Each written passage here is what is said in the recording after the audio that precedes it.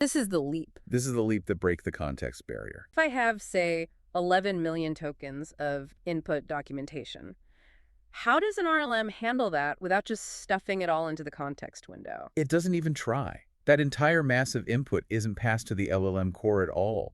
Instead, it gets loaded into that external RPL environment and stored as a dedicated variable. Let's just call it doc store for simplicity. So the actual context window of the underlying LLM only gets, what, the initial user The instruction? user instruction, the code history that's been executed so far, and any small chunks of data that the model itself decides to look at. So the initial call is incredibly sparse. It's basically the model being told, here's your task, and by the way, there's this giant variable named docstore in your workspace that contains all the source data.